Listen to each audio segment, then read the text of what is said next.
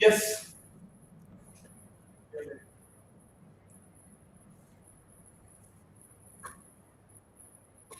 Yeah, bro.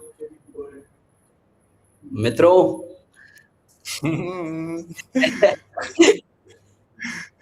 welcome to the live. We have chosen a very, ladies and gentlemen, welcome to the second opinion. I am your host, Kishan Balaji, and this is something that we have been. This is something we're at a very important juncture, especially in Indian politics right now, and we thought it was necessary that to have a conversation to see what we understand, and more importantly, we were also thinking about you know how when you're ill, okay, you go to the doctor, you're severely ill, and then you've been given a diagnosis which is of serious consequence, and whenever it is, the first natural thing that we do is go get a second opinion. And we think that this is a metaphor, and we also believe that in the state of the country, especially the health of our democracy, is also at a critical space right now. And I think, and we believe that our democracy also deserves the same, a second opinion. So now you must. The natural question is, what is the first opinion then? What do you mean? You're just saying, what is the second opinion? Well, very simple. The first opinion is what you already have, what you see on your televisions, your mainstream legacy media, even nowadays, unfortunately, even your newspapers. It is the first opinion. Tonight, we are here to offer a second, because we believe and we are convinced beyond reasonable doubt that nobody wants to listen to the second opinion. So here we are. Now, what is the subject that we're looking into today? Is, as I've already mentioned, the health of the Indian Republic, and we want to examine it. We want to examine it honestly, trying to be as free of bias, to really ask questions, and to ask hard questions that seemingly is absent in our current media landscape, or even our conversations. So this is why we are here, and we are going to, in this in this particular discussion, we are going to look at four important pillars. And I don't mean like, oh, executive, judiciary, media. No, not. We know that these four pillars are in a dire state right now. So the four pillars that we have identified is the youth. Now, whether the system still rewards their effort, that's what we want to look into. Pillar two, institutions, whether they still work for everybody. The number three, the economy, what the numbers say when nobody's spinning it. Like, what does the numbers mean? It can, numbers can not mean anything in India for that matter, just the sheer scale for that matter. And I think number four, and we think that this is also very important, that is often overlooked, is the streets. I don't mean the state of our roads, whether we have expressways. No, that's not what I mean. When I mean the streets, from the farmers to students, when there is large scale frustration, people come onto the streets, and there is no better time to discuss this than now, because we are at a very crucial juncture, especially in our political discourse today. So now Like, today we are at Jantar Mantar. What the the very focus of this fourth pillar is, how has the government heard its people? What is it that they're asking for, and how do they react? This is what we want to look into. We are not. We're not going to give any verdict before evidence. There's no shouting match here. I most certainly try my best not to shout at my fellow panelists. Uh, so we are just here for the diagnosis of our country, and as the youth of this country, what it is that we perceive, because we are the inheritors of this nation. Hence, welcome to our channel. This is the second opinion. Take another look. Now, having gotten that out of the way in terms of introduction, I want to welcome our fellow panelist, Mr. Ravi Vedya. who is a lawyer, uh, uh, who uh, who has some incredible insights into our current affairs. We both have studied together. We have spent a lot of time analyzing, dissecting, debating, even fighting over a lot of issues over 10 years now. And you know that when I say it's 10 years, okay, we have started really young, uh, and it was a very conscious effort, because to do this. So welcome to the discussion, Ravi. Good to be here, Kishan Balaji. And yeah, I want to start off by saying that whatever is happening in this country right now, streets will never forget it. Okay, as simple as that. Streets will never forget this, even if history books are tampered with, but streets won't forget it. And yeah, basically, I want to start off by saying this. Both of us, Kishan and I, uh, till like probably 2019 were were kind of optimistic about the current regime, right? We really thought that Modi will come, do some economics changes, and sort of push us from the lag that was caused by the UPA government before. But soon we learned that things don't change. It just they just continue, in a different form. And yeah, it's very sad to say that we've been very disappointed since 2019 to see that nothing has changed, nothing has happened. The youth have not benefited in any way. And yeah, we don't have jobs, as simple as that. So here we are, uh, hoping to probably get some jobs. And you know as people keep Some saying, right? answers, I suppose. Yeah, answers. And um, more importantly, there's this narrative about this entire movement being funded. Please fund us, we need money, we don't have, you know uh, fund us to say something. Since nobody is funding us, we are saying the truth. So here we are. Well, no, on that incredibly optimistic note that you started, Ravi. Uh, uh, no, but I think there's some truth to this. Is that when we are starting young, and this was also very important, and also the primary reason to why we are doing this. Why are we on this particular platform that we have created ourselves, and trying to put our voice out there, for the very reason, for a very simple reason. It is that today, perhaps, first time in a very long time, the country is looking towards the youth and discussing whether or not to take them seriously. But the sheer scale of it is actually forcing them to take it seriously. Now it depends on your algorithm. We know that all of us today are equipped with phones.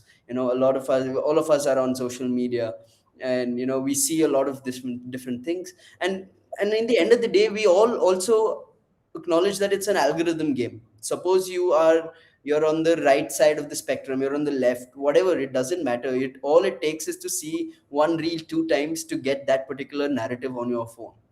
And these narratives can't shape political discourse in large scale, because it's an algorithm for you. And so for me, if I'm going to get only, let's say, protest videos in favor of the protesters, my opinion is formed on that. Now for someone else who is, let's say, pro government, is likely to get that algorithm more, and perhaps their opinions and information is formed on that. So where does one turn today to be, let's say, to get not an opinion, to get valid, credible reporting that what is actually happening in the ground. So I think we are in a day and age where there is no space to form your own opinion. So you're actually fed what to think about, and what it is that you want to hear, but what is actually happening. Yeah. What do you think about that, Ravi? Yeah, I mean, see, it's pretty simple, right? I was talking to my parents the other day. Like, see, till day before yesterday, they're not even bothered about what's happening in this country. They think somebody is fighting, somebody is funding them. Some government anti against government, something is happening, and none of my business. Government will do what it wants.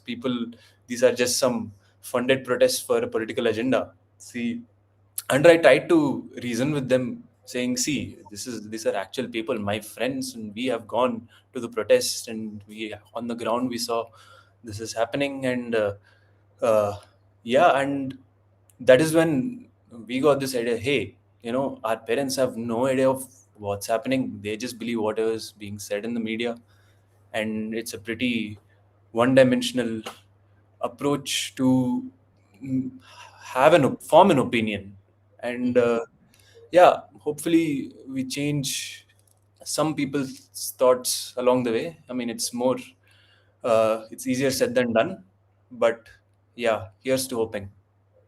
Well, well said, firstly. And it's also important because today we are in a narrative war. Yeah, we've always spoken about what propaganda looks like, what is this. So today perhaps we live in a day and age of polarization. And it would not be fair to say that, oh, it's only happening in India, it's across the world today. You're seeing government across the world, be it the United States, be it in Europe, be it UK, France, name the country, like think of a country, and it is in a polarized state of there's a lot of polarization, and it's not only among the general population, but it's also about how the media is covering things. Like today when you think of America, it's very clear that, okay, if you're watching Fox News, it means you're pro Republican or you're pro Trump. You're watching CNN, it's very clear that, oh, you are anti Trump, you are a liberal. So we are in the day and age of labels also, where all of us are labeled into which particular news media that you're consuming. So Yeah, I mean, see, in India, it's not liberal, it's liberando these days. So here we are, whatever that means. well, well, no, but what I at least appreciate, okay, and this is a very very thin silver lining in my comment that I'm going to make, is that at least in America, there is very clearly you have two media. It's either left, right. The concept of independent media has died. uh, it's very very evident in India today. All your legacy media, think of a legacy media, and there is a feeling that I think that this is compromised. I think ये सरकार की तरफ है, मतलब this is they are peddling a narrative is what the belief is. And of course, by stating all of this, by no measure are we mentioning, by at no measure where we are feeling, oh, we are above the rest, we are giving you the honest middle ground. No, I don't think one should mistaken us for a news channel, as it clearly says, the second opinion.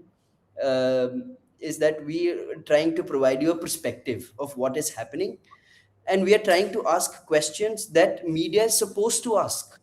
So today, and that is also the result of why hundreds and thousands of students and disgruntled youth are out on the streets in the national capital and across major cities in the country today, is because there is no outlet, for this frustration. Where is this frustration? Who's asking who's asking questions?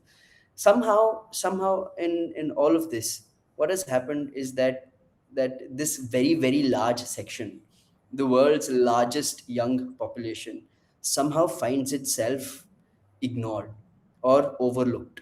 But it is almost become evident that the government doesn't care, the media doesn't care, and the parents, of course, in Indian society, the culture is, of course, you listen to your elders, what your parents say, parents in our lives play an important role in terms of decision making and shaping who one is. So given all these phenomenons playing together, has and it's such conflicting this thing, there is an evident frustration. Where does one take this frustration out? To the streets, Kishan. The streets. Go to the streets. We'll shout. What else is there to do? I mean, uh, see, if you think about it, where we are right now, thinking about it from the ruling party's perspective, right? They've ruled for 12 years, 14 years, 12 or 14, sorry. Well, 12 years, yeah. They've ruled for 12 years. And when they started, the digital penetration of internet, social media wasn't a lot. So they probably started with a playbook, you know, as that is the word that is given to it. But yeah, this probably started with the playbook and kept evolving. And at this stage, the stage we are in right now, they're confused what to do. You see the prime minister yesterday, posting an Instagram reel about about this, finally acknowledging this protest. They're finally amending this playbook that they've created, and clearly they have no idea that we as students, we are, and most of the students have enough brain to sort of see through the bullshit. That whatever the government does, we can see through it. We are not people who are going to take whatever they say for face value, right? We analyze, we second guess. Okay, is this being done for our benefit, or is it being done to show that, okay, this government has done something, appease people for propaganda? We can see through it. And yeah, as simple as that. So I yeah. I want to ask you a question here, and I think this is also something that I mentioned earlier. So it's very clear that it's very clear that you feel that today's youth is disgruntled, and Hmm. that they're able to see through the nonsense. They're like, okay, you can tell us whatever you have done, but in the end of the day, I know what I'm feeling, and I know what you're saying is not right. If you're telling me that you have, oh, there are jobs there, I know for a fact that there is no jobs. But Hmm. what the question that I want to ask is that, is that the youth today, as I've mentioned earlier, we are in polarizing societies. So is this a bias, and is this large scale, like, is it like a blanket assumption that, is it safe to say that majority of the youth in this country are unhappy with this government? Yeah, I mean, it's, see, the traditional way the governments, in any government, let's Mhm. say, uh, in the past, have gone about things is keep people busy and they don't ask questions. Now the problem is AI has come and has rapidly changed things, and with that, jobs have gone left, right, and center. you know the assumption was you do engineering degree, you'll be fine. But right now, coding is worthless. If you know how to code, who cares, bro? Anybody can code. I'm a lawyer and I can code. So yeah, AI is helping me code, and this has sort of eradicated a lot of jobs. And when people have nothing to do, what do? They finally come to terms with, hey, my government has failed me. you know I have They've not thought about this well enough to as to find a solution to it. Where is our manufacturing sector? Where is our financial services? Isn't They're not that good. They don't cater to a lot of people. How many people in India get access to good capital? Easy capital. How is the ease of doing business in India? E- Everyone knows how difficult it is to get some approval from a government. Just talk about GST. That the government prides itself on. GST reforms. it should be, as a business owner, it should be very easy to sort of file a GST, file the GST returns. And that is clearly not the case, and they're clearly not thinking from systems point of view to make things easier for people, to encourage creation of jobs, capital. Mhm. I really wish, that the government had a playbook for that, rather than uh, rather than their own propaganda to keep themselves in power.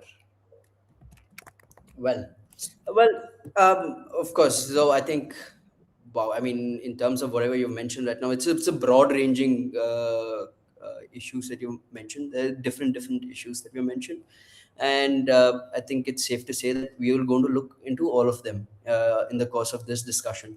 But I want to bring you back. I want to bring you back a little in terms of all the things that you have mentioned right now. And Hmm. again, and I want to go about this in terms of a structure where we have, like, our four pillars: the youth, institutions, Hmm. economy, and the streets. And when I mean, of course, as I've already clarified, when I mean the streets, it's how the government responds. So in terms of the youth, it's widely known that the prime minister is and his government is very famous. Now I'm making a statement right now, is that the fact of the matter is that in among all the world's major democracies, Prime Minister Narendra Modi is the most popular popular democratically elected leader. And Hmm. that is and these are what the reports are. He has successively won three elections on the trot. He is the longest serving prime minister of this country. While of course we're talking about his premiership, it's we should also consider a lot of state elections. They have won in places. They are an election juggernaut as well. They have been winning.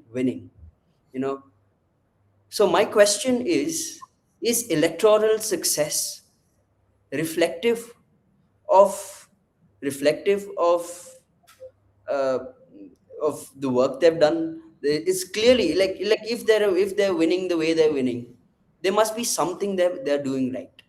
Either we are calling our entire population of 1.5 billion people, and whoever have taken part in the electoral system in the last 12 years, we are calling them stupid, or we're looking down on them. So there's clearly there's a very clear disconnect, right? you know the Yeah, reason there's a clear electoral success. Now, is this electoral success uh, equivalent to a happy population, that the population is satisfied?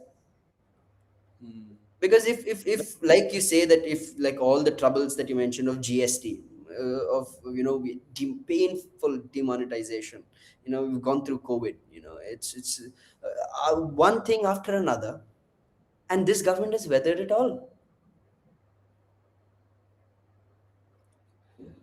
I mean, see, elections are a game, and I'm sorry to say that BJP probably hacked the game. I mean, I'm not saying that the EVMs were tampered with.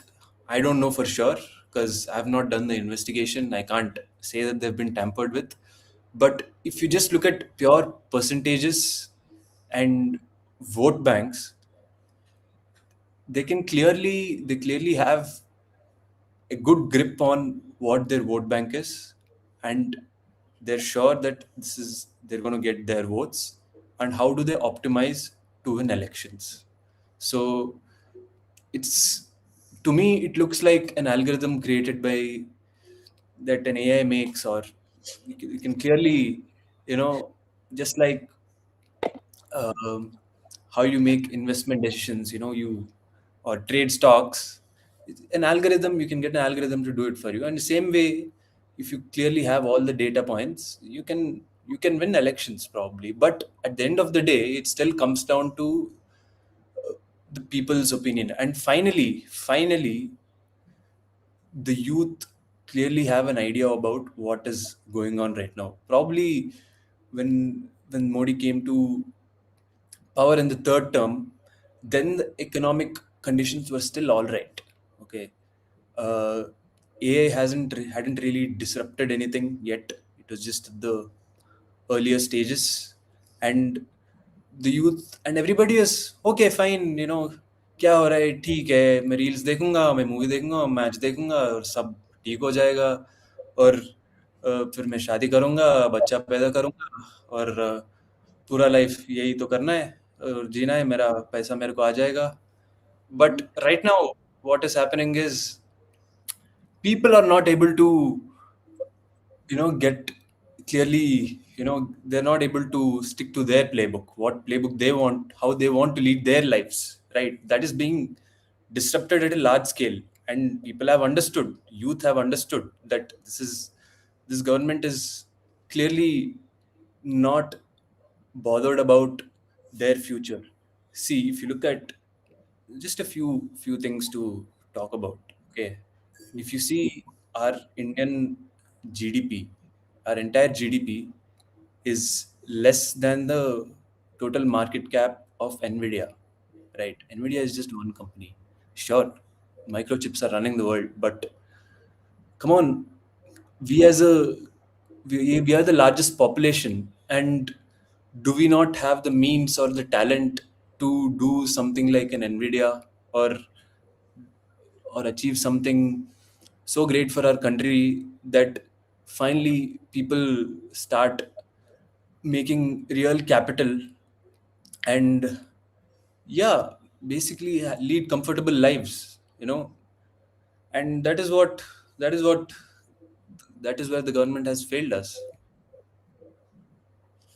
Well, well, there's some hard hitting points, uh, I must say, but I want to actually go back in time, and when I say I want to go back in time, I want to go back about 12 years ago, you Hmm. know, and because and why it is important today, because 12 years ago, uh, yeah, 12, 13 years ago, you know, but it's a story of, we have a story of two similarities. We have two stories here which are starkly similar, but the outcome of it is what we will be looking into now.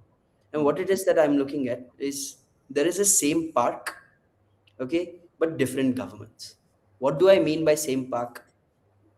In 12 years ago, at Jantar Mantar, a youth led movement that it helped bring down a government. The very movement the very movement's energy that actually made Narendra Modi the hero at the time. He was the voice of the youth, giving some of the most passionate speeches. I'm sure you must have seen the footages, the speeches of Chief Minister Narendra Modi in support of youth movement. Yeah, this is again 12 years ago. The youth of the nation got together at the same place, demanding accountability, demanding that why is the government riddled with corruption, and seeking an end of corruption. Hmm. And that movement resulted in the fall of the then government. Hmm. Now, cut to this week. It is the same park. It is the Hmm. same park, a different government. The person who actually supported the movement 12 years ago is actually in power today. So it's the same location, it's the same anger, but a different government. But today we are saying, okay, it's the largest Gen Z. India is a country that is founded on protest. We have had protest throughout our history, be it colonial, be it post-independent. Protest is part of our cultural DNA and fiber. It is what has gotten this country together. So what I want to actually see is that how has two governments responded to two youth movement, two youth led movement in the same park. Hmm. And I think it is really important that we look into this, because even back then, even 12 years ago, we like it or not, the the the then UPA government and the Manmohan Singh government, when the Anna-led movement happened in the beginning, they dismissed it as a joke. They say, nah, this is okay. We'll see how long this will go on. Same initial response, where there was no outreach by the government. In fact, there was no acknowledgement that there was such a problem, by which time everybody knows that this UPA government was riddled with corruption, where you would get news of corruption after, like, just corruption after corruption after corruption. I remember being young and I was watching. I was watching. I think it was one of the news channels. I think Times Now or NDTV. Yeah, I think it was NDTV. And there was such hard hitting questions to the government, where I remember one person said, "What have you done? You've created a Navaratna of scams in your second tenure, because there were 9 scams, and these were, be it Colgate, Commonwealth. It was just scams after scams after scam." And there it was. Then the government refused to take accountability. It dismissed it, and the movement grew. The anger grew. And of course, the government, when Anna Hazare was there on a hunger strike, the then government responded by sending their union ministers. There were resignations happening. Close to 7 ministers. They went through ministers like there is no tomorrow. The UPA government, and that is the learning that the current Narendra Modi government is hell bent on doing, is that we are not going to repeat the mistakes of the UPA government. We are not going to. They do not believe in the culture of resignation, because it is a show of weakness. It's not your 56-inch chest or strength. So what you're saying is, rather than learning from the mistakes the UPA government made in better governance, in at lack of good governance, the current BJP government has looked at, okay, this is where the UPA government has failed. These are the aspects they've failed to hold power. Okay, these are the mistakes they made in the press. Okay, these are the mistakes they made in not running the right propaganda. So what what I'm coming at is, they have sort of taken the wrong lessons from the UPA government rather than the right ones, which is to actually, help our economy.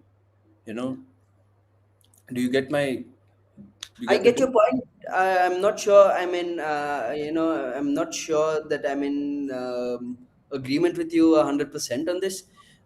It's because we have to call a spade a spade. The UPA government was absolutely riddled with problems. It was riddled with stagnation. Poor economic growth, corruption. It had its own set of problems. Of course, the grass is always greener on the other side. So today, when we sit and look back, oh, such are the good days. At least the prime minister gave a damn press conference. Also, tiny trivia, tiny diversion. Prime Minister Manmohan Singh remains the prime minister to have given the most number of press conferences uh, in among all Indian prime ministers. So that's quite a feat. But having said that, we should not shy away from the fact that it was a weak government. There was a government riddled with issues. But when Narendra Modi's government, of course, the learnings were we are not learnings was whatever the UPA did, don't do. Hmm. Simple. That is the learning that they've taken from this. But to say whether they were right or wrong, it'll immediately put us in a gray zone, where discussion becomes Congress Adi. Oh, you're anti BJP. It's not. I don't think that's the issue here. Like, and this is actually what I want to see. This is also what I want to uh, look into in terms of the performance of the UPA government. How is it that the youth felt during that time, and how has it been in the last 12 years of the Narendra Modi government? This is something that we are going to look into later in the course of this discussion. But what I want to, and what I think is very important here, is that that the in and this is also something that you mentioned, and it's super important, is that in 2014, how old were you in 2014? 13 13. years old. Yeah. 13, we were 13 years old. And I remember, I remember, every time that our parents would like come back home from work or wherever, the first thing they would do is turn on the news. And I remember crying all the time. Oh God, why are you playing the news? It's so boring. It's all the time. I remember doing a lot of these cribbing and whining sessions of why we are watching the news. And and a lot of them today's, and why I saw it important to mention this, is because today's protest, the youth protest, the Cockroach Janta Party protest movement that we are seeing today, is a youth-led movement. And majority of them, and majority of them are today are questioned. Oh, do you know how it was during the UP era? Oh, you were not there, so that's why you're this thing. A lot of our parents, I'm pretty sure a lot of young people today can relate to the fact that a lot of our parents really like this Narendra Modi government, that whatever the government does, it's okay, it is forgivable. There seems to be a lot of tolerance and forgiveness towards this government in the adult population, in our parents' generation, be it our grandparents, and I'm pretty sure a lot of young people today find it incredibly difficult, and incredibly difficult to explain. The youth of this country is not going to one protest. There are two protests happening at the same time. The first protest is the very idea of getting out of the house to tell your parents that I am going to go out to protest this Modi government. And that itself is such a difficult conversation, because I see it, a lot of my, be it my own parents, be it a lot of other relatives, that there seems to be absolute conviction in this government that this government can do no wrong, and if they do wrong, they are the only people who can correct it. I am pretty sure all of us have heard this statement. If not Modi, who else? And and I'm pretty sure the youth of today is finding it very difficult to explain to the parents. Now parents are convinced, saying that these children don't know anything. We have seen times, you, of course, all the youth just makes noise all the time. And this is the same attitude by the government as well. And that's why that's where the frustration even stems, that not only are you're fighting this in at home, you're fighting the same thing about the government. Nobody wants to take you seriously anymore. Nobody wants to take the youth of this country seriously, and that is the problem. Yeah, I think it's simple. There's a difference between youth and children. Okay, you can give a chocolate to a child and he'll keep quiet. Okay, and that's not the case with the youth. As simple as that. Okay, I mean, a young, educated population will critically think and examine what is going on and take action. As simple as that. And because of the widespread ability to get information through social media, it's louder than ever.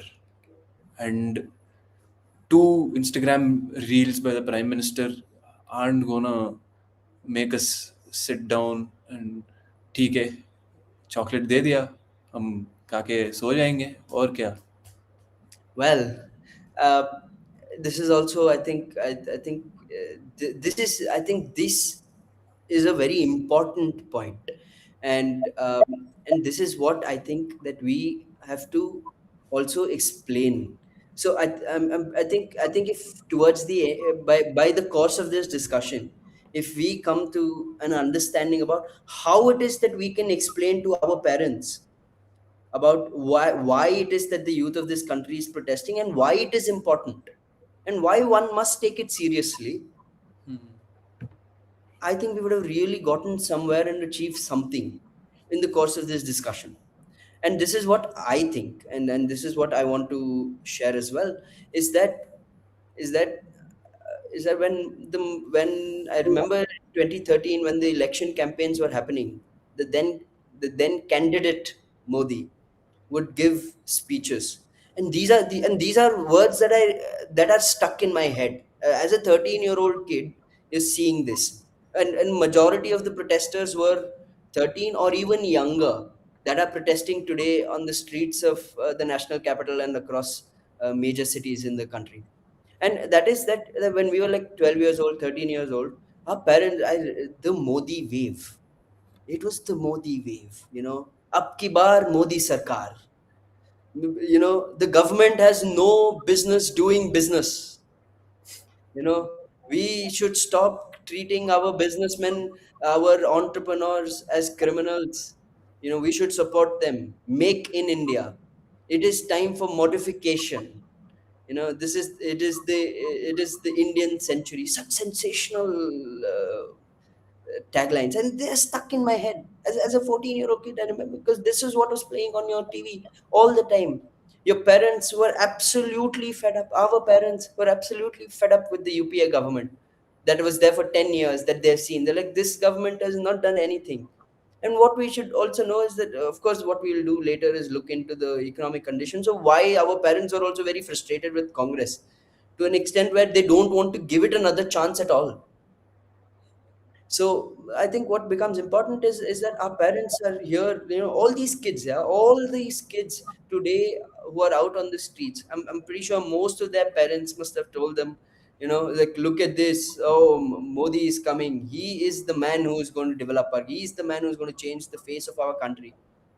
There was so much conviction, there was so much, you know passion towards, and hope that was put in, on the shoulders of this NDA government, even 2014. So when he came, you know the narrative, the ironically the narrative was, oh, we have such a quiet, weak prime minister. He doesn't give speeches, he speaks so softly. Here is a charismatic, strong orator who is able to capture the imagination of the people, who's actually speaking about issues that no prime minister has spoken publicly. I don't think any prime minister has been openly so market economic friendly, who has said we need to shed the shackles of socialism in order to move forward.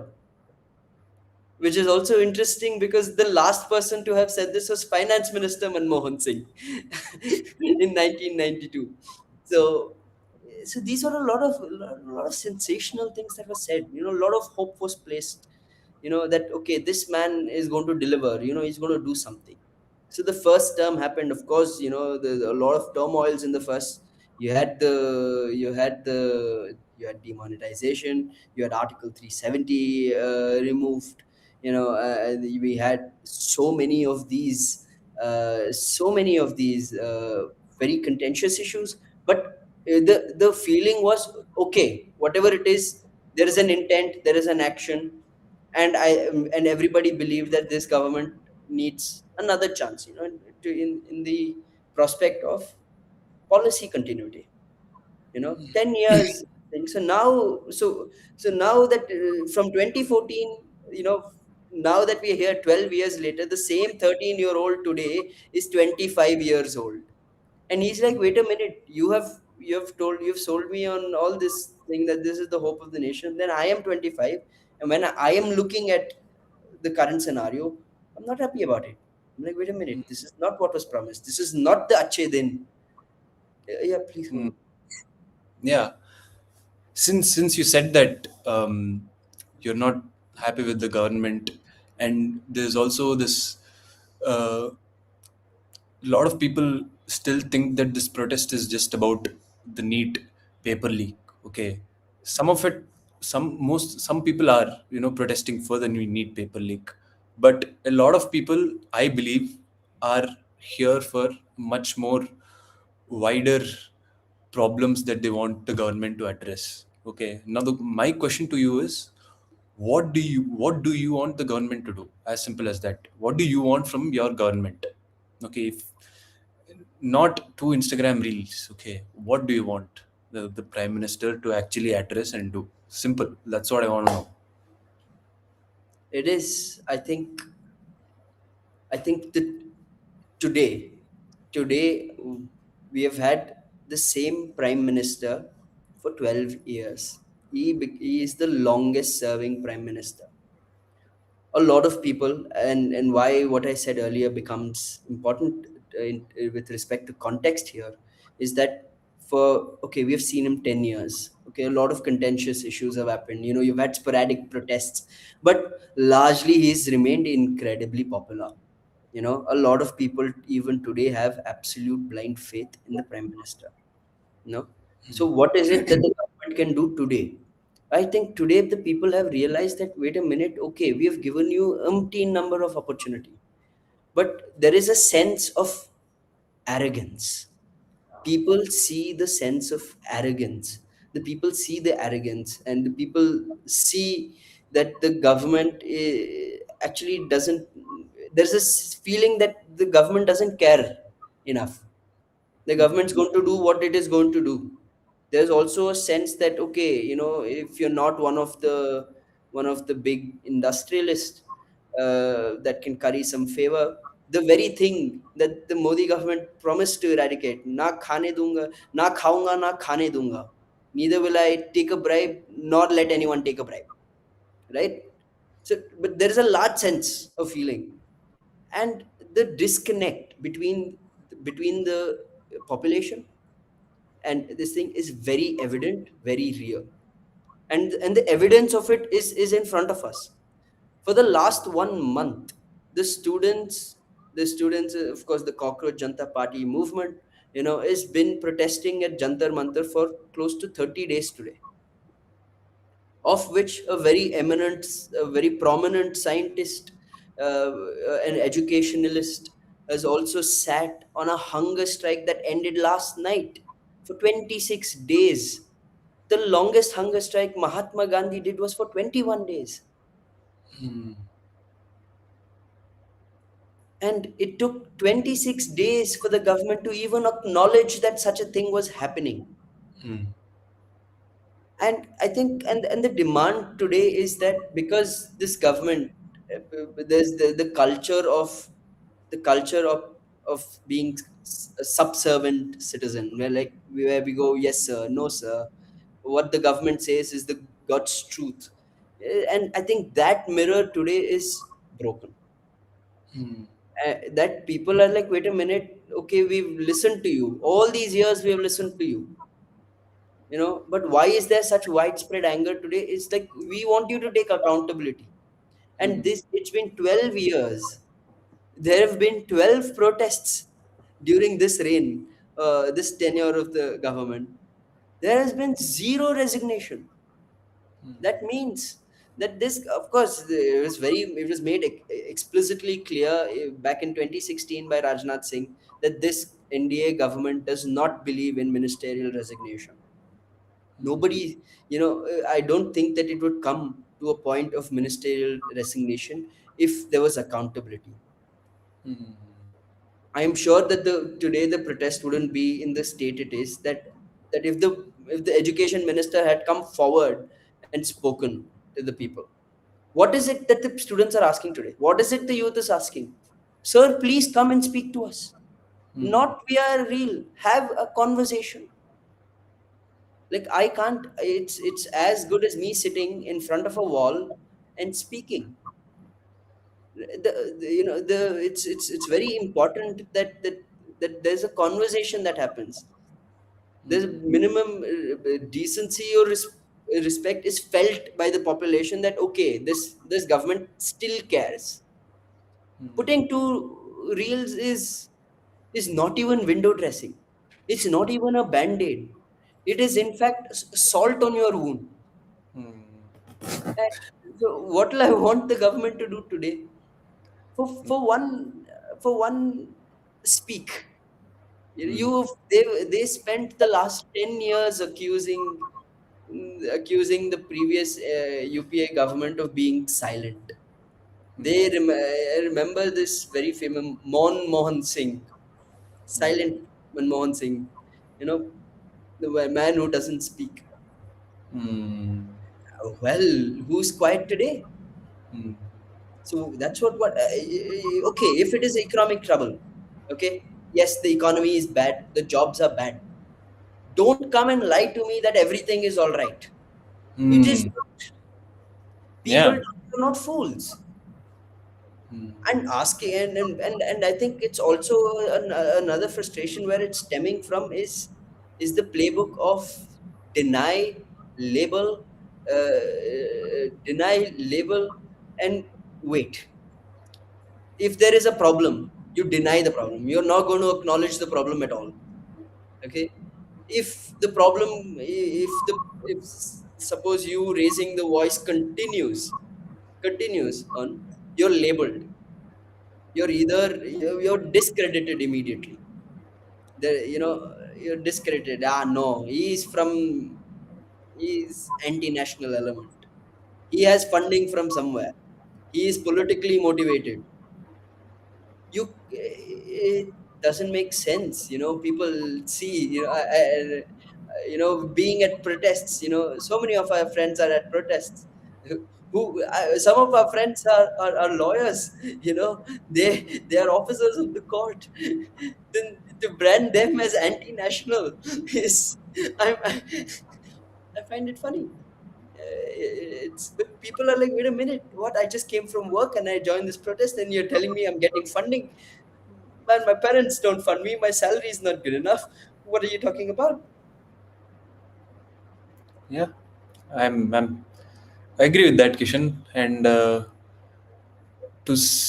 tell you what I want from the government. Okay, it's pretty simple. Why is the rupee touching 100? Okay, I mean, apart from the questions that's being asked, okay, take accountability for the need paper leak. I also want the government to take accountability for the rupee touching 100. You know that literally, if you have to go to any foreign country or even save your money and hold it in rupees, it's literally depreciating against the rest of the world. Like you're losing 12% year on year on your hard earned money just because it's in rupees. And somebody has higher spending power because they're earning in a different currency. Okay, fine. See, that is basic economics, right? Every country has their own means of production, and whatever they make from it, that's where their exchange rate and everything lies. And my question is, why doesn't the government have a plan to get the rupee down? You know, make it make it more valuable. We have to focus on our exports. Literally, the government. I haven't heard the government do anything serious about this particular issues, right? You're What are we? absolutely wrong. I'm sorry, but you're absolutely wrong. When it comes to this, our finance minister on the floor of the parliament unequivocally has told us that the rupee is not falling, the other currency is just strengthening. So get your facts right. Don't peddle fake news. Yeah, hold on. Yeah, yeah. Talk about fake news being termed anti-national or whatever. See, if I want rupee to be more valuable, am I not a nationalist? If other countries' currencies are rising and we are saying that other they're rising and rupee is just staying the same, am I not anti-national then? You know, not hoping for my rupee to increase in value. You know, see, it's just like saying my child is not bad at studies, other children are very good. It's as simple as that. And Well, I want to quote. I have a quote. It was famously said that the a falling currency, a falling currency reflects the prime minister's performance. hmm, This was, by the way, this quote is by Chief Minister Narendra Modi. So when the dollar was at when the dollar was 56 rupees against the rupees. So it's interesting that you say. But having said that, I think we've moved to the second. So just to bring it back, I think we've really expanded the horizons of our conversation, because such is the topic. Such is the topic, you know. So we've understood that the youth is incredibly disgruntled today, and when we're talking about the youth, I think it's only fair that we discuss about what is happening today. Why is it that the people, why is it that the students in hundreds and thousands and in such large numbers protesting out there? They have been, sub- they've been, not only have they been subjected to, subjected to just difficulties after difficulties after difficulties. What is the issue at hand? It is the NEET UG 2026 uh, paper leak issue. Now there are over 22 lakh aspirants. That's 2.2 million people who write this exam, and it's a whole, like students have been, who from grade 5, as little, as little as the 10, 12, they've been put into, put into this mode that you have to prepare for NEET because you're going to be a doctor, because such is the competition. So now, having said that, when there is such, there's so much hope. There are a large number of people are poor, and a lot of lower middle class and middle class families get into this coaching economy. This coaching economy, in an already in an already stretched middle class family, or even lower middle class families, where they take on debt to send their children through coaching centers. So that, because that these exams serve as an aspiration and hope for these students, and not only for these students but for families. There are a lot of families put all their, they go all in on this exam, hoping that their child cracks it. Now this child is 17, 18. There is already unbelievable amount of pressure on their tiny shoulders, and then they do it, they really study, they study hard, 14, 18 hours, no social life, and they get on this for days and like years and years and years. And when they go and they finally give that one exam, it is the most, perhaps it is the most cathartic experience. Like, okay, now I am done, all I have to do is wait. All of that weight is lifted all at once just by giving the exam. This is before the results. After doing that, then the government says, sorry, oops, the paper have been leaked, all of this means nothing, give this again. Can you just imagine the sheer stress that I mean, I can't, I'm so terrible academically. I've been miserable when it comes to giving exam. I know the stress it causes. So for a student who has devoted their life to this, and having it robbed to no fault of theirs, is it's just sad. And this is, by the way, this is not a BJP issue. This is not a now issue. There have been over 70 exam leaks in 7 years. 70 government examinations have been leaked in 7 years. And I don't mean only by BJP, by both BJP and Congress led states. There are leaks left, right, and center. So why? So the one question, and I think, and this is the question that nobody is asking. The students are asking on the street. Nobody, the adults, the responsible, the decision makers of this country, be it the media, nobody is asking, because they don't know what this trouble is. What, how will they? Is that why has no government, be it UPA, be it NDA, has ever treated the exam system as a national infrastructure? You know, why is it like, is it because it is the door between hundreds of millions of young people and the Indian state, right?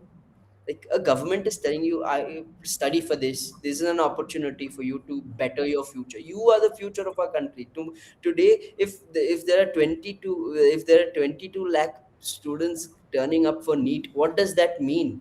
That means that that is the amount of population all of them, of course, all the 2.2 million people have, dream about being doctors.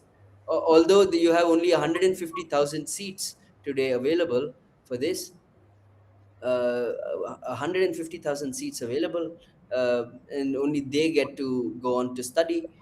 The fact of the matter is that is how many people in your country aspire to be to be doctors. 22 million people is one fourth of German population wants to be doctors. Just the hope, just the aspiration, and to rob them of this hope and aspiration, I think is a bigger crime than the very paper leak itself. And that is the accountability that the government has to take. Why is it not treated as sacred, like as how we know that the government has the machineries to ensure safety. We have seen the might of the state on display multiple times, so much so 2 days ago, against these very aspirant children. And I mean, so what is the questions being asked on our mainstream media today? What is the first opinion? The first opinion is, during the Congress times the paper leak happened, where were you? You didn't protest then. Oh, today, where were you when the paper leak happened in Congress led Rajasthan, Karnataka led Congress led Karnataka? Where were you when you in West Bengal paper leak happened? Why didn't you speak up? Why didn't you speak up then? No, now you want to speak up. Hmm. Well, I mean, that's what, right? This neat paper leak is just a catalyst to the wider issues that uh, that need to be addressed. See, my primary problem with the government is the vision that Modi came to power with. Firstly, he did not live up to it. Secondly, even if he's still, hell bent on achieving that vision, it's outdated. Right now, the expectations for for me are different. The opportunities that I want from the government are different. See, to be more precise, is the system actually rewarding the youth? Okay, let's say even if the NEET papers were not leaked and everything was fine, let's say other examinations, everything is going ahead, everything is fine. Does a does the ruling party have the vision right now to take this country forward into a new era where excess unemployment has happened right now, and rupees, again, the same things that I've said earlier. Do they even have the vision? Can they even address that? Right? These questions. And I feel these are also the questions that need to be asked, not So, just. so now if I were to ask you, and this is also a very important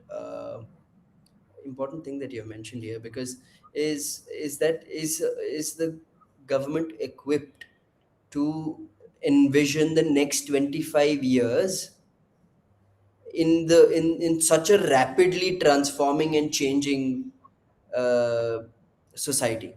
And what do I mean by, like, we have AI coming in. You have, like, it can't. You're absolutely right. Your 2015 visions cannot be your 2026 vision. If you fail to achieve them in 2015 to 2019, it automatically, okay, you have to move with the times, and that has been absolutely agreed upon. And also I feel that, and I think it is very important, and I think about this. What is worse for a democracy? Is it the failure to build something, or like a failure to fix or build towards something, or or the refusal to admit that there is need for change? Hmm, Which is the worse? sec-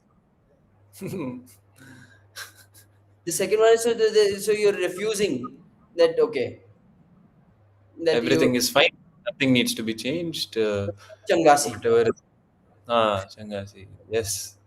But yeah, that is the point, right? Like, accept that, okay, world is changing rapidly. We, we are not prepared. At least be open about it and say, hey, we want to make changes. Okay.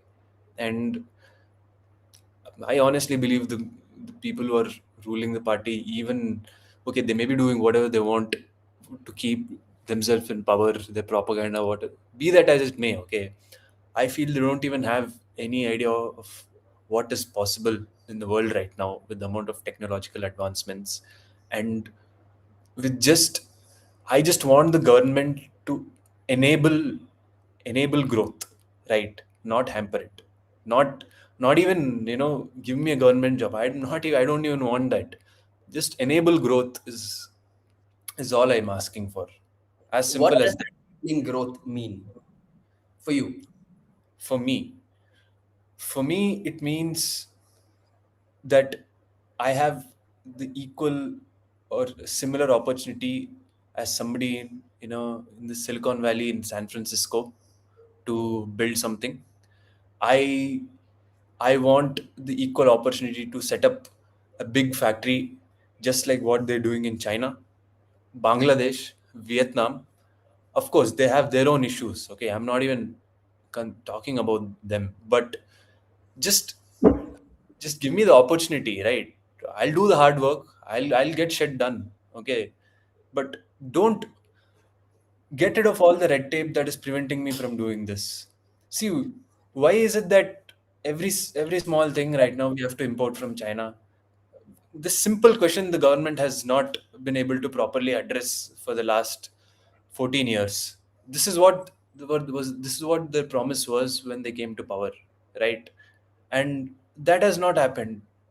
It's a simple thing, आत्मनिर्भर कहा कहा आत्मनिर्भर निर्भर नहीं बना हम आत्मनिर्भर हर छोटी चीज बाहर से आ रहा है ठीक है and see I am from a small town okay I grew up in a small town and when I go back home right now things haven't changed much okay uh, I got a good education and I can I'm privileged I'm a privileged kid and that has helped me in certain ways but what about those who are underprivileged and for them nothing much has changed if people were doing agriculture they were doing agriculture some of them did engineering to come up see that was like that was the playbook right now that is outdated and simple question why can't a small factory be set up or small manufacturing unit be set up in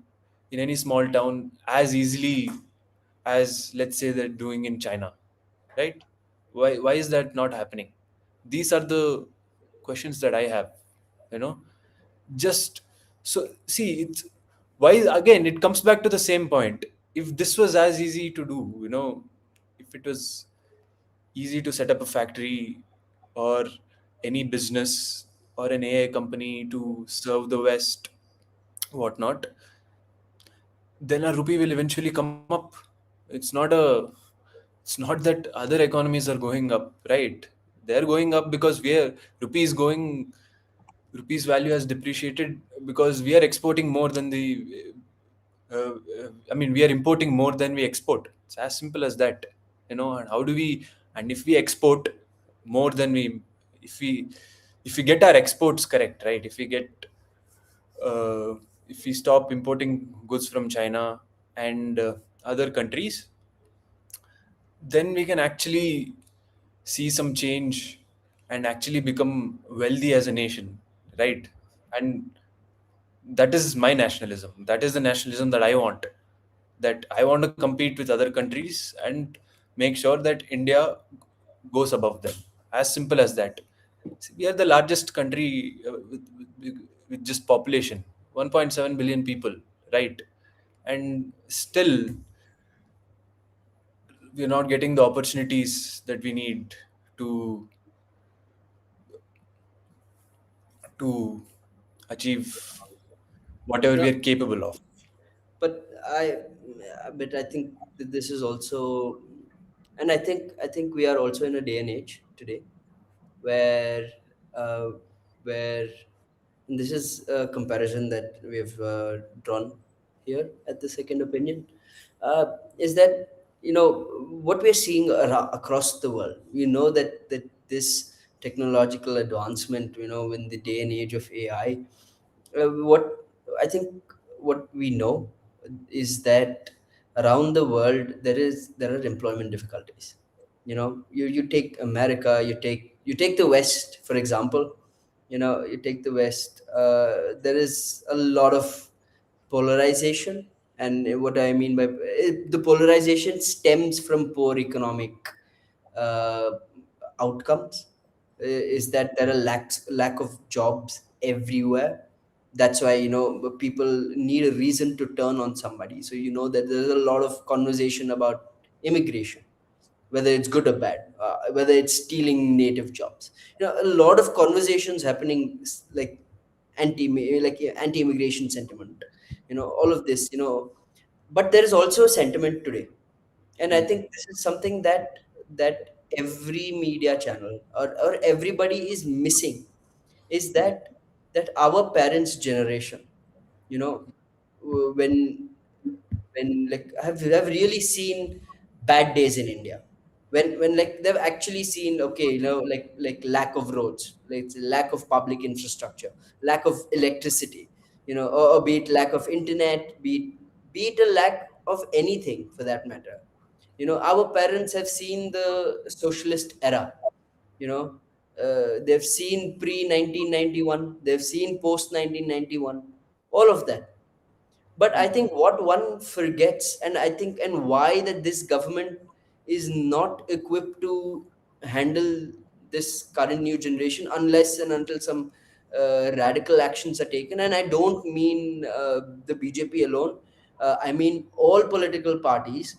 Is that today you have a generation, is today you have the post globalized generation, like for a lot of us when we were born, and like for someone who was born in 2007, 2010, who would be 15 to 16 today, or who would be 20s, in their 20s, they were born in the post globalized era. So for them, like when they have seen it, they've already had internet, they already have better roads, they've seen things that are not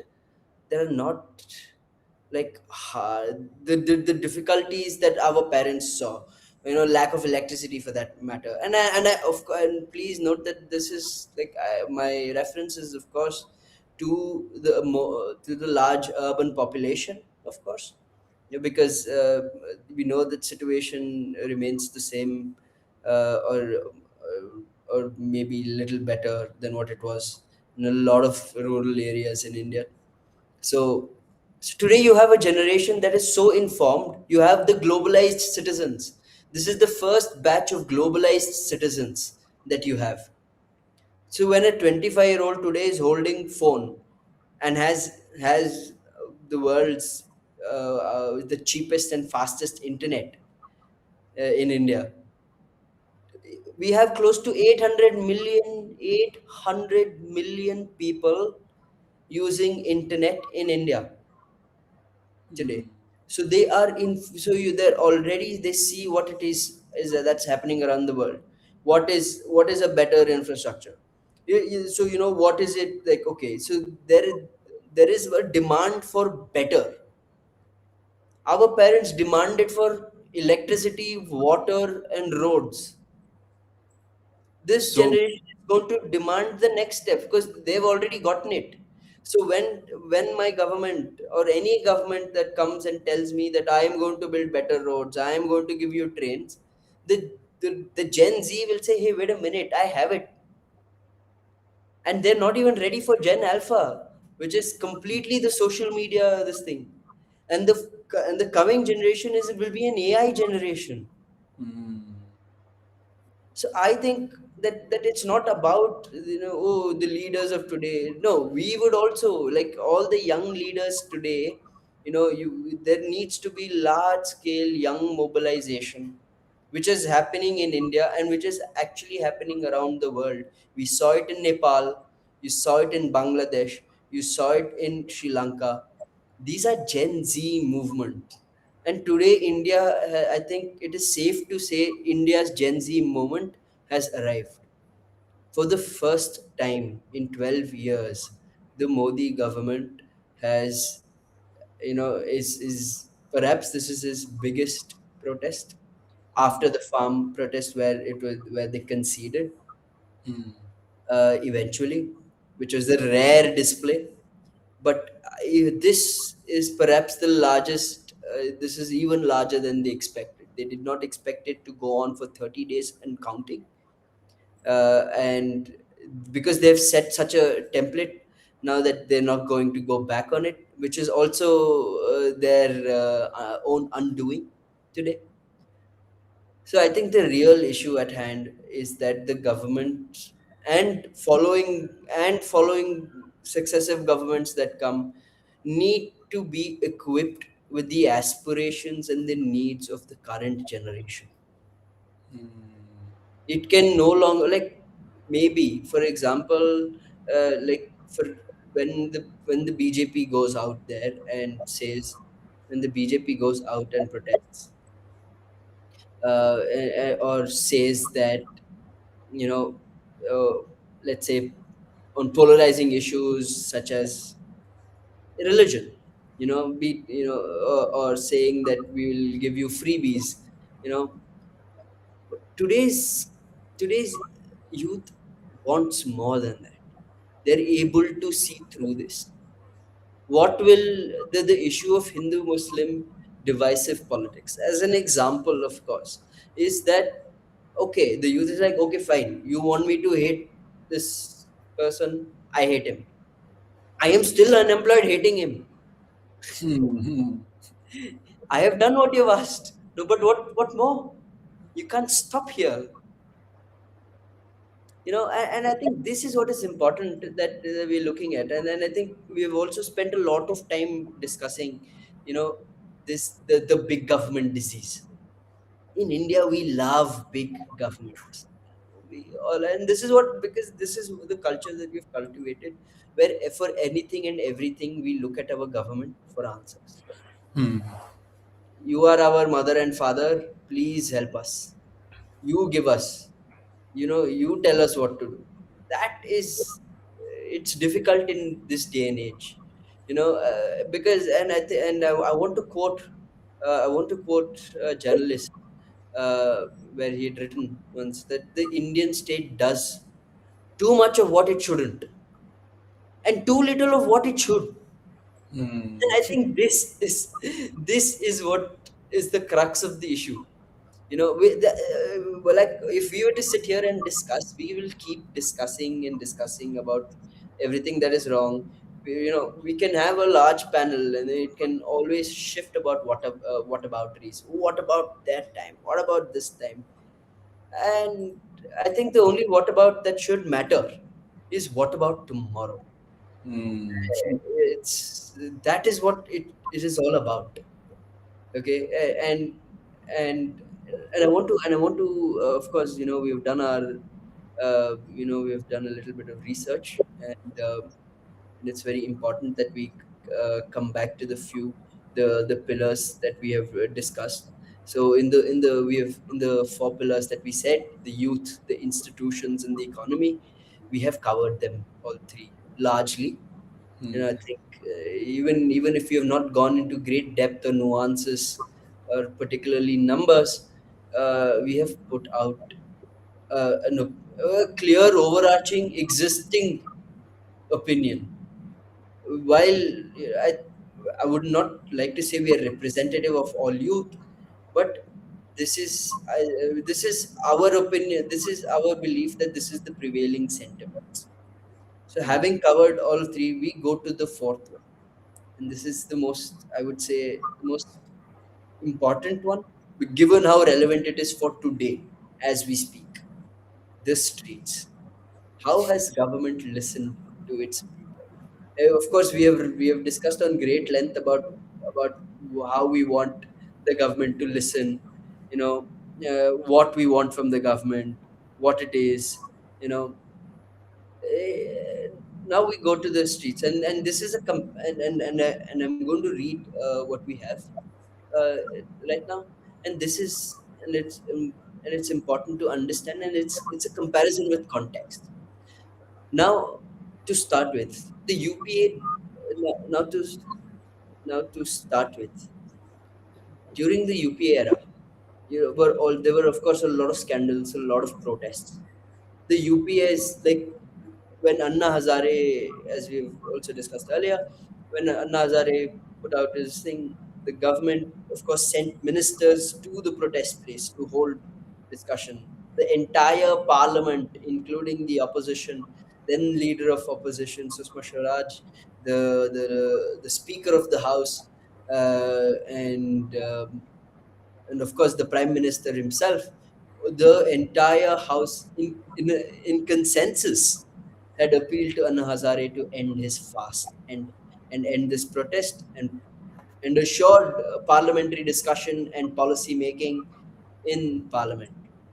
Also, I mean, the Manmohan Singh government went to the extent of of forming a committee of protesters to form policy, which is uh, which is also seen as a sign of weakness. Uh, but now and now I want to see the last 12 years alone. In under the Modi government, how have protests been? How have the government responded? There have in these 12 years, there has been 12 protests from 20, like so, and most of them and here I want to read a few notable protests and what their responses have been. In 2016, Ronit Vemula, a student of a student of University of Hyderabad, Yeah. uh, um, of course, a Dalit scholar, died, uh, alleging caste-based discrimination because of alleging caste-based discrimination. And what was the so? Of course, the response was there was great uproar, saying that how can such a thing happen in modern day India? You know, and what was the response by the government and the establishment? They disputed his very caste. This was what so it so you see, deny, uh, delegitimize, and it's no discussion. So there was no resignation there. In this again in 2016, you had the JNU protests. Um, you know, uh, JNU protests. They were, of course, the famous Tukde Tukde gang. The anti-national narrative was born. This is how the government dealt with it. And then the next notable protest is, of course, the 2019 CAA NRC. The government, of course, tainted it with polarization that we've not seen in. This is perhaps the biggest wave of protests since the time of emergency, if I am not wrong. Um, Mm. so- and how was that met with? It was met with zero discussion. The government did not engage. They let the protest go on for close to 3 months when the courts stepped in to say that a protest cannot go on indefinitely, a conversation must happen. Uh, but the lucky government was COVID-19 hit, which forced a national lockdown. And but why this CA-NRC protest becomes very notable is because this is the first time where the Narendra Modi government quietly retreated while there was no public announcement or negotiation or any discussion of any sort. uh, because of COVID, the rules of the CA-NRC were postponed, while the CAA was, well, of course, the rules came in quietly in 2024. The NRC aspect of it has completely vanished quietly. Then I think the biggest protest in the Modi tenure comes in 2020, 2021, the farm protest, where again it went on for a really long time. And given that the farmers were such a vital elector vote bank, the Modi government for the first time receded and conceded by by repealing the law on live television with an apology. So it is possible. It is possible. If you are a crucial vote bank, it is possible for this government. But again, no resignation. Then, of course, you had the Agnipat protests. Nothing was happened. Nothing happened there. Then you had the wrestlers protest. Absolutely nothing happened. The government did not budge. Matter of fact, did not even acknowledge the wrestlers protest, which is really sad. Then Manipur 2023 to 24, and some would say still ongoing. No, there is absolutely zero discussion, zero coverage, not even a mention.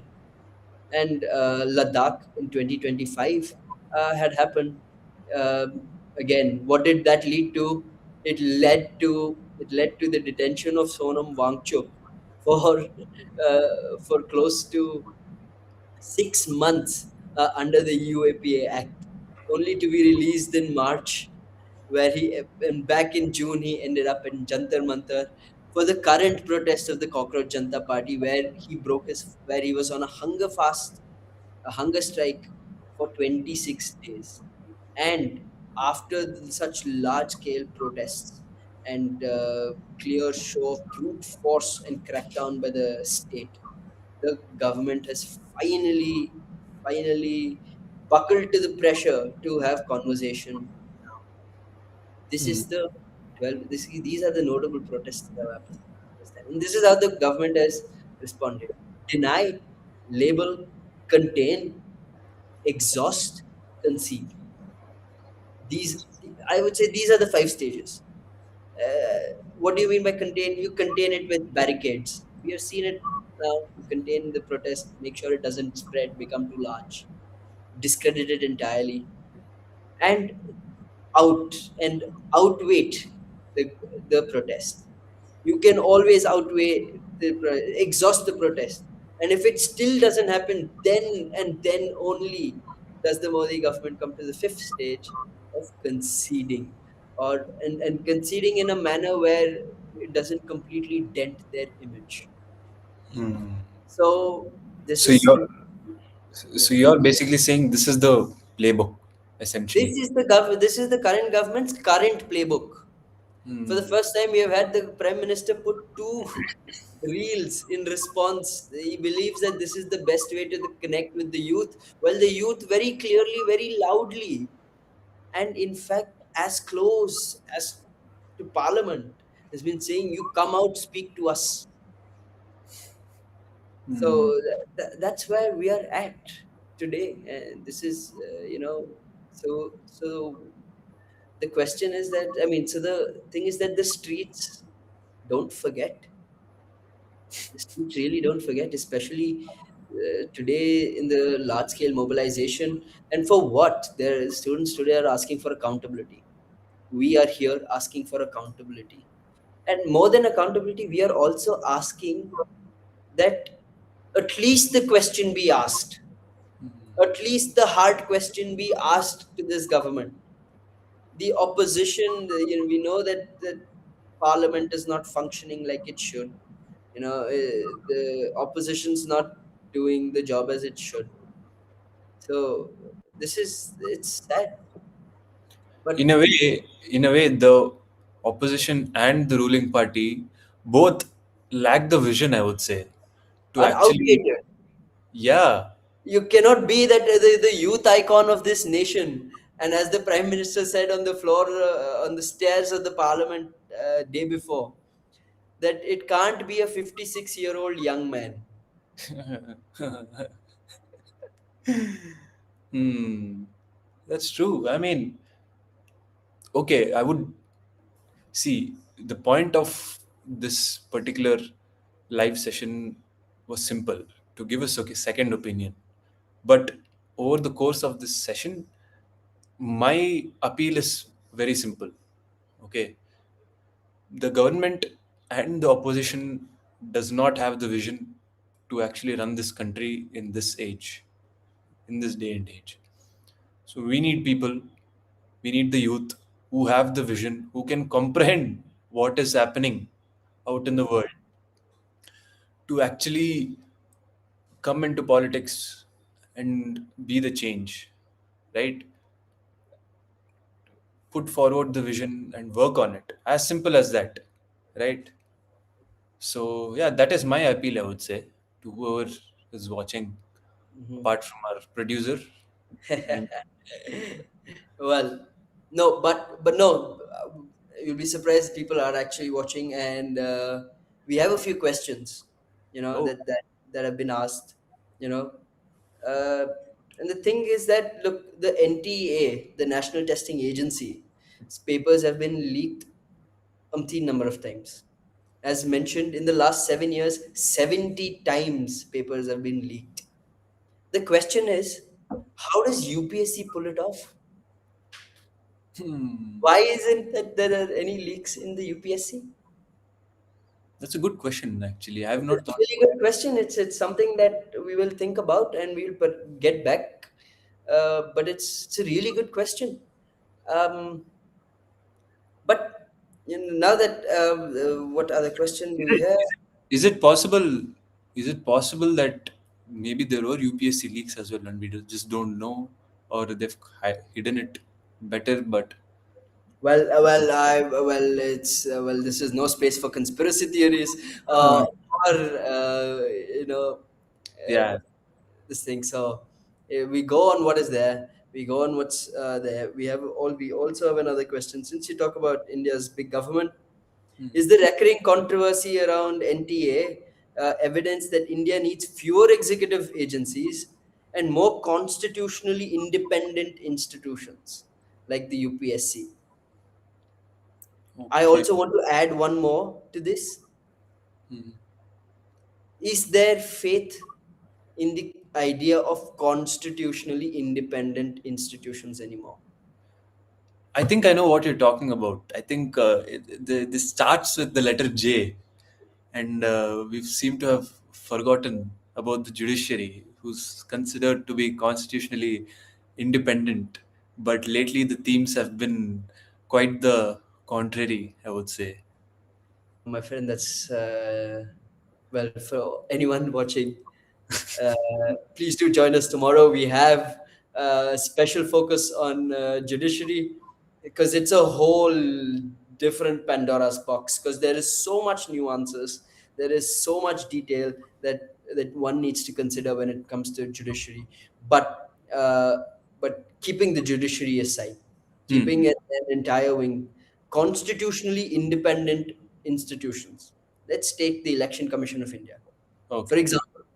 Okay. Okay, and many other constitutionally independent body like this, like the Comptroller Auditor General, Hmm. this thing, who, like, these were organizations that were, these are the organization that was actually led to the downfall of the UPA government. It was the CAG that was constantly outing the Manmohan Singh's government on financial irregularities. So now to the question. Now to the question at hand that we have to look into is that NTA is the evidence that India needs fewer executive agencies. Hmm. So, do you want fewer executive agencies and more constitutionally independent institutions, or is there a third option? And the following question is: Can there is a major trust deficit in constitutionally independent institutions? Is it so? Will there be trust? That's a good question, to be honest. And end of the day, it comes down to transparency, right? even in the NTA, if there was transparency, not with the question paper, transparency in the system, right? Uh, a constitutionally independent body that administers exams with transparent personnel, and probably an open, just have a press conference answering questions. I'm sorry, but I mean, all of this sounds wonderful. All of I have read all of this in my political science books, even in our social studies textbook. We also know that the democracy is a form of government where where the government is accountable to the people. It's all nice to say, but Mm, I think what we should do is think about the nuances of it. You know, mm, is that today that we know that the NTA is beyond the purview of the parliament. So mm, you can't technically question it because it's not. It does not come. It is not a constitutionally this thing. It is NTA is a trust. It's an organization outside the preview of parliament. So who is the NTA responsible for? Who is it's not accountable to the parliament. mm, Thus, it's not accountable to the people. That is why the anger is directed very directly to the to a member of parliament who mm, represents this whole thing. It is the Minister of Education, Dharmendra Pradhan. mm. That is the nuance of the entire That's the argument. note of it. Of course, it's very lovely to think about. It's that it's how it should be. We know how it should be. I think everybody knows how it should be. It's also about. I think it's very important that that these structural changes, especially like not having fast track court, no more window dressing, no more bandages on a problem, Mm, because this is the very thing that Modi promised, that there's no longer we're going to fix it structurally, not mm, put band-aids. So mm. I mean, that's where we are. um, So, to sort of what my takeaway, I would say, from whatever the government has been saying or doing, more importantly, is that the Indian government as a system is difficult to change. We've tried our best. This is the max we can do. That's all. no, that's absolutely not. That's the most pessimistic thing I've heard. No, I'm No. saying that is what is my takeaway from whatever the prime minister has done and said so far. That Yeah, but for whatever he said, or most often not said, the proof of it is actually outside his window right now. People are still there. People are there in under incredibly humid conditions. They've been there after being brutally beaten up. you mm, know they could have gone home. They could have all dispersed, saying that why the hell should I do this.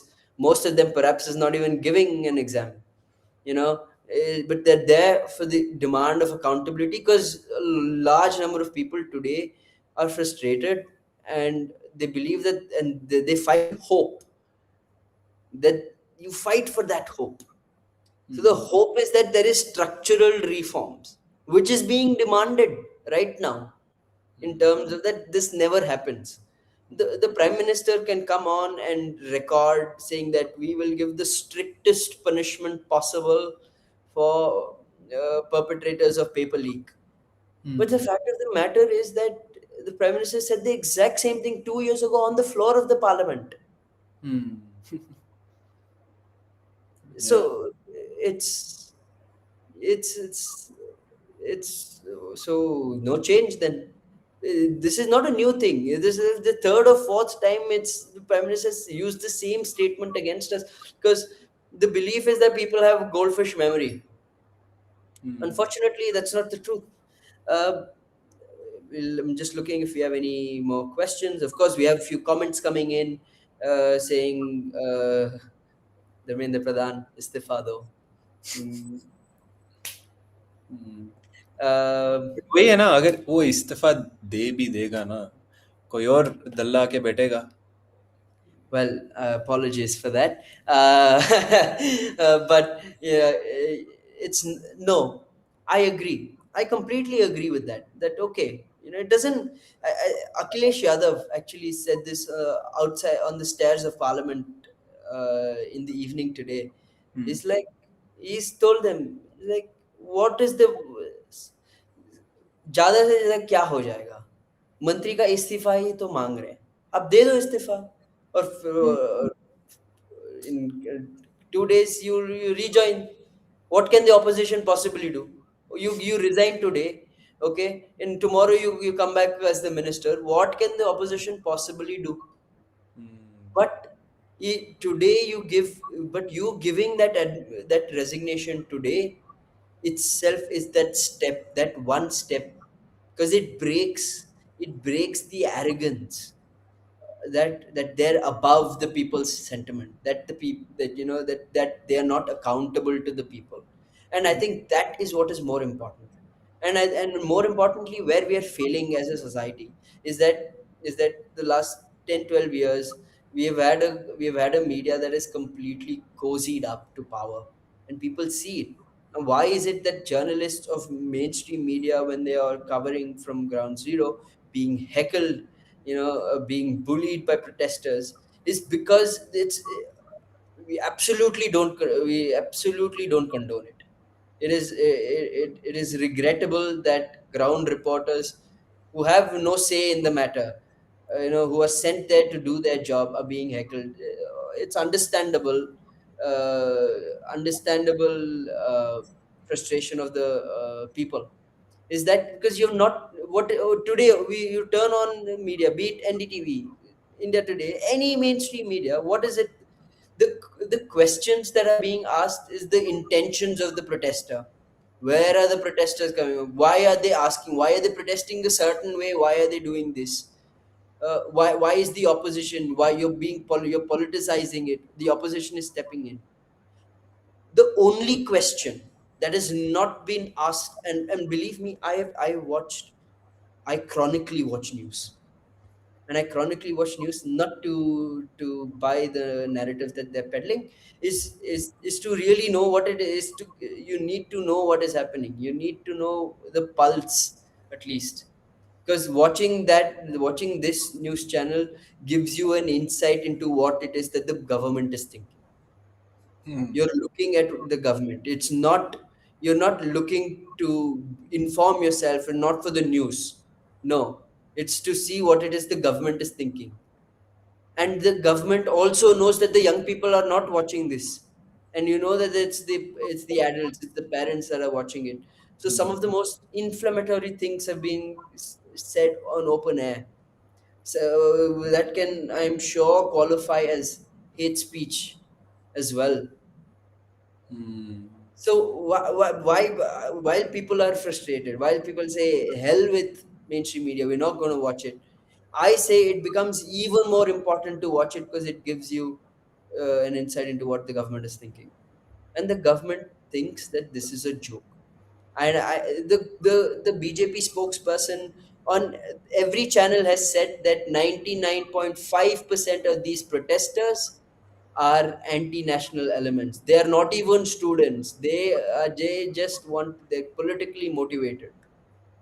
And I say, for that, if the government is accusing of being politically motivated protesters and everything, so what? Someone needs to do.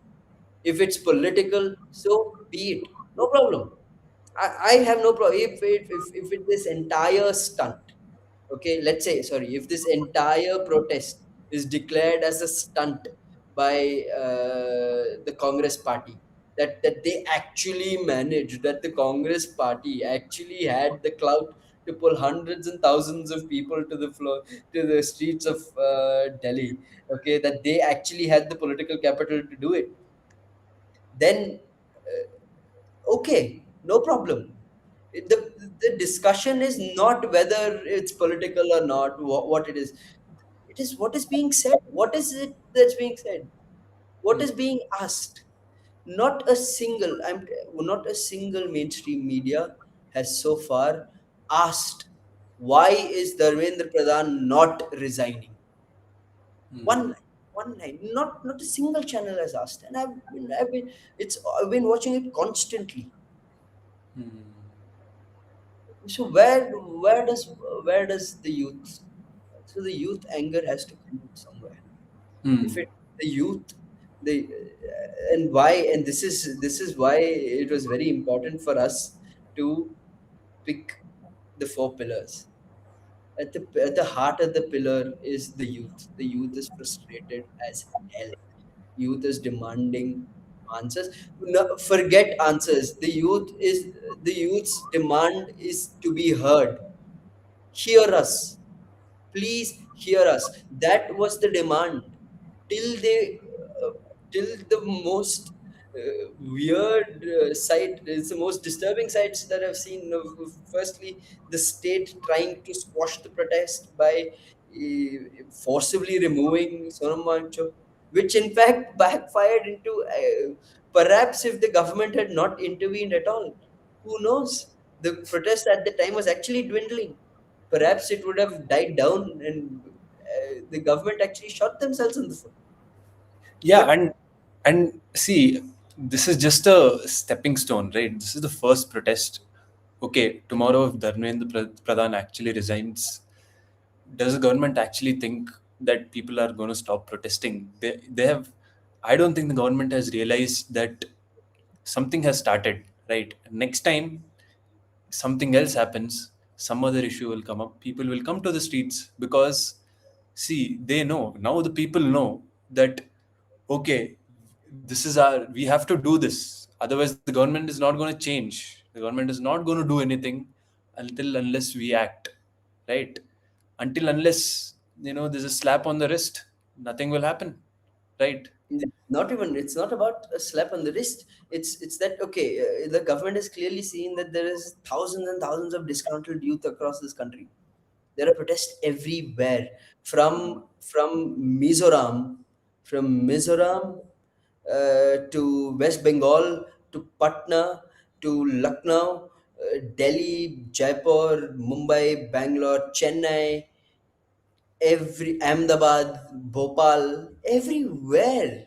And what is the one rallying cry? The education minister resign, and it's forget the resignation of the this thing. The one rallying cry is accountability. Listen to us, answer us. If I will go a step ahead, we know that there's a clear deadlock, that the government has made it very clear that resignation is off the table. It's saying that the education minister will not resign, come what may. If that is the case, then go to the floor of parliament and justify why it is that Dharmendra Pradhan should continue remaining as the Minister of Education. Now, is that an unreasonable ask? That even okay, if the government feels so strongly that this minister has to stay to an extent where they're able to deploy force against peaceful protesters, break their skulls, break their fucking hands. Apologies. And just unleash violence. Pellets have been shot on the streets of our national capital, on students. It's If only that is it's how strong, if that is how strong you feel, go to the floor of the parliament, answer in parliament. The prime minister has not entered the parliament this monsoon session. He's reaching out to the youth via reels. hmm, hmm. That is not what is asked for. Listen, we're literally saying this is what we want. You cannot give us, if you're asking this, if I'm asking you apples, you cannot give me an onion and say eat this. It's not the same. That's the point, right? See, things are only gonna get worse. Okay, AI is only gonna disrupt the economy more in the future. Okay, this protest is just the start. This issue is just the start, and when things finally hit the fan, and the economy takes a turn for the worse, I have no hope. I'm telling you, I have no hope for India at this stage. That people are, firstly, our education system itself is not good enough for proper skilling, upskilling at this stage. So when things get worse, what then? Accountability, will they actually take accountability? you know so all open-ended questions at this stage, and some conspiracy theories, but Well, that's an opinion. there's no space for conspiracy theories here. We have mainstream media for that. Uh, there's a reason why one comes for second opinion. Um, and Well, Ravi, these are the conspiracy theories mainstream media doesn't talk about, right? Their conspiracy theories are different, entirely different. The At least if they have conspiracy theories with some sort of a logic and some sort of a vision, I can understand. But anyway, you were saying something. well, I I think I think what I think we've covered a lot. I think Yeah. I think we've covered a lot of ground here. I think there's a sense, and we are so involved constantly. We are trying to see what is happening in the country, and I think uh, and I think this is our fate as well. And our fate is that we are fierce nationalists. And when I mean we are fierce nationalists, is that we have genuine love for the country, not the kind of nationalism that is being pushed by political parties. No, that's not the sense. Is that there is genuine patriotism. There's genuine love for this country, uh, and at the same time, uh, there is so much anger, there is so much hurt is from what is happening in our country. Almost the sense of hopelessness, the sense of defeat, is because it's tiresome after a while. Like, will it ever get better, or is this the best, or have we had our best and now it's only downhill from here? Now, I refuse to believe that, because when I see what's happening on the streets, when I see how people are behaving with one another, there is compassion, and I think it's really important, and I really want to stress upon this word, compassion. That and and somewhere, a lot of these people who are genuinely risking something, they're risking straight brutality, they're even risking rest, uh, but they're still there. And if they're able to see hope, if a man who has nothing to do with this issue, technically, who but has awakened the nation's consciousness by fasting 26 days, while and it's also noteworthy to mention that there were three other students who fasted for 21 days along with him. there's And somewhere there's somewhere, all of I'm sure that if people are willing to do what they're doing, there is hope somewhere. And I believe that hope rests on our shoulders, because a lot of, and just like the students who prepare for NEET and who give examination, they go through a lot of pressures. They go through pressures of family, society, of examination, of government failure, a lot of this, and then they carry it on their shoulders and they're able to do it. So when some of them does an honest day of hard work, studies, and becomes a doctor, this country has gained a doctor. There is hope. If 2 million students are able to see hope in a system that has constantly failed them year after year after year, I am sure that there is something for us. That there is that action is needed. What action? What deliberation? The way we achieve it. uh, not you and I, you and I now as one, you and I as citizens, and of course, and us as people. How are we going to usher into a new age of technology, of business? Because while of course we sit in metro cities and discuss about it, a large part of India still remains perhaps 25, 30 years behind us. Hmm. And that is the grim reality. And that so when we talk about change, we're looking at ground up. And when I see what I'm seeing on the streets, when I see how people are pulling together, supporting one another, it gives me hope. Perhaps it's not all gloom and doom. It's darkest before. What is it? It's darkest before sunrise. Yeah, something like Uh, that. You get the point. Yeah. get the point. So, Ravi, as with, I would like you to conclude with. I would like your concluding remark on what we have covered so far. I think we've covered quite a bit. Yeah. Uh, Well, my concluding remarks are pretty simple. Like, I want to see the light at the end of the tunnel, right? That's all I want. what is the That's light? vision. I want vision from the government to do better. I want the government to understand that the people want more than what they're doing now. And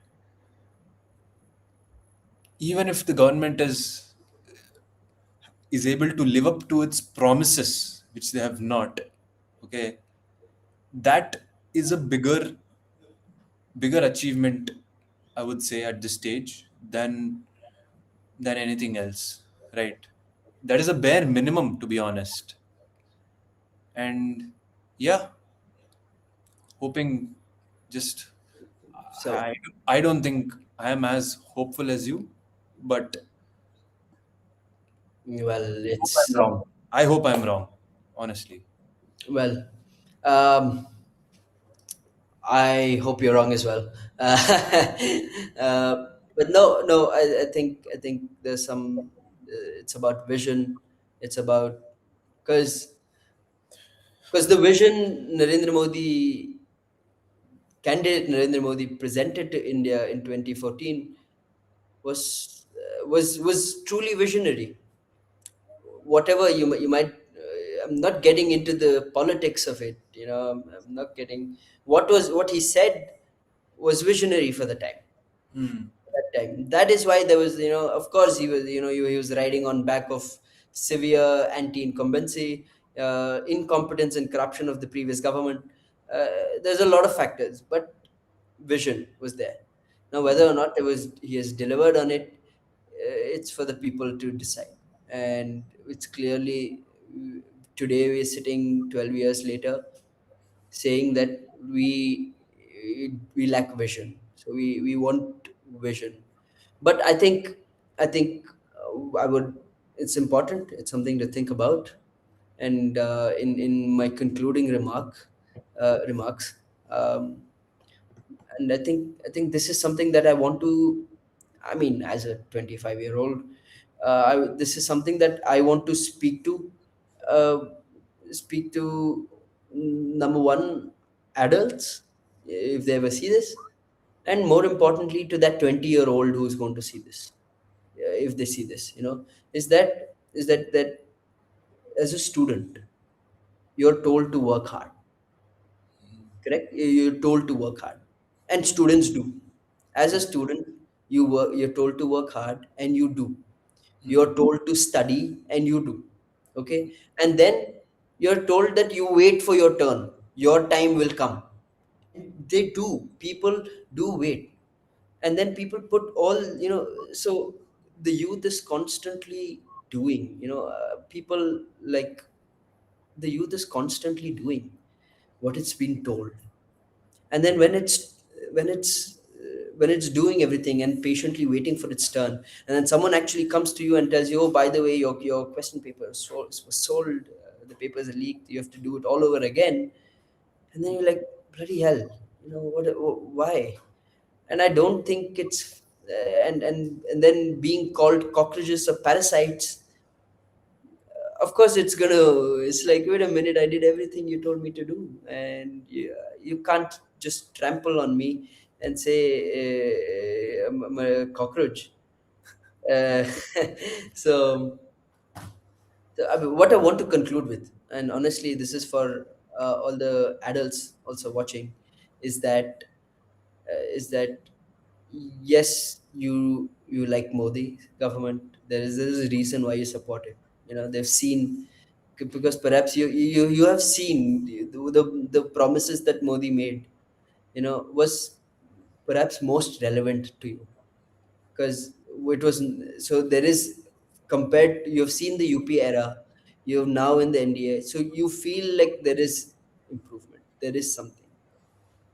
But what one, while agreed, let's say this government has a list of achievements. Agreed, this government has achieved it.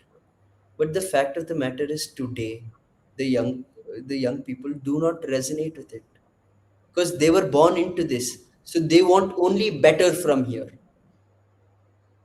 and which is, it is also a reasonable ask. Hmm.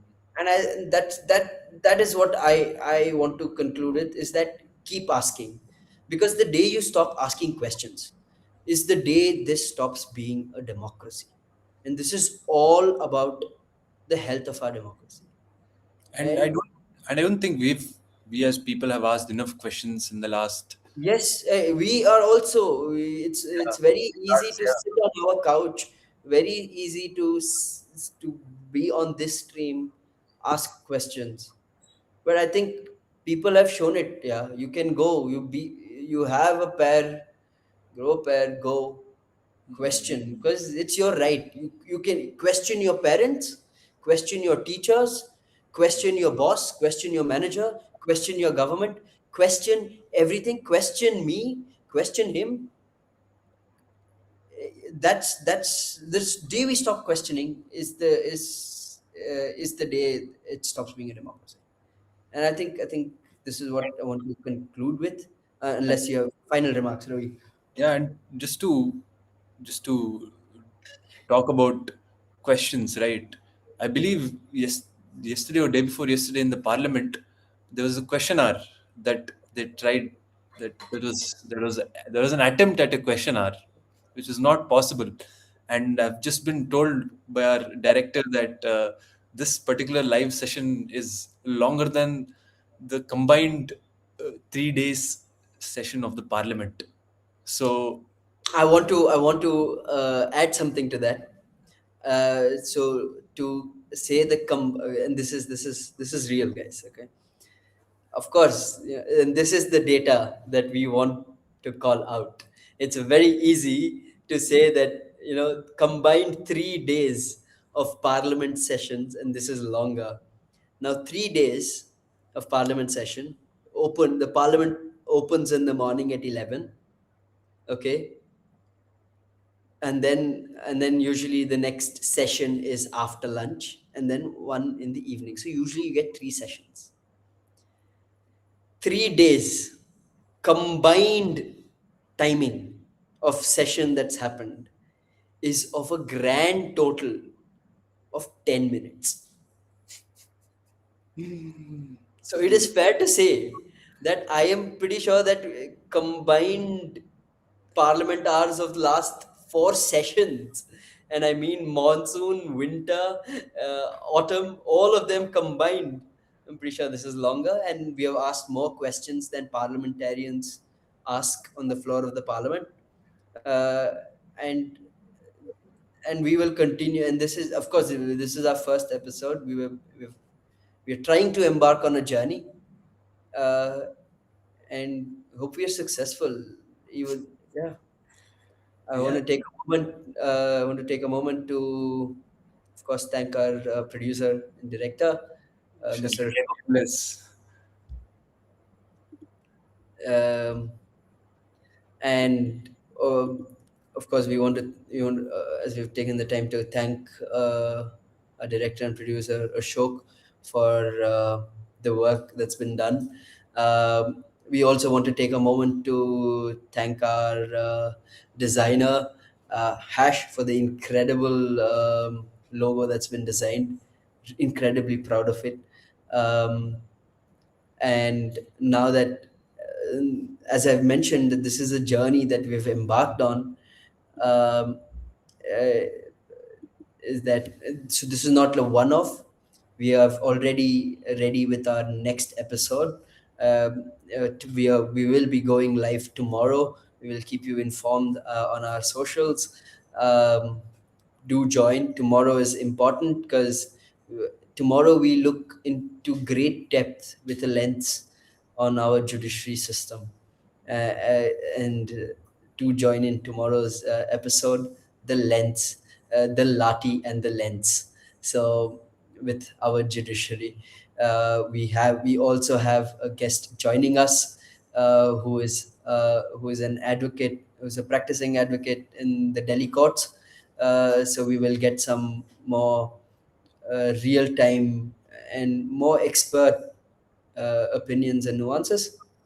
So I really hope you guys can join, and any of you who wants to reach out to us, who wants to maybe discuss this further, or you have ideas and suggestions, our we are always open. Please feel free to reach out to us. We will put our socials in the link below.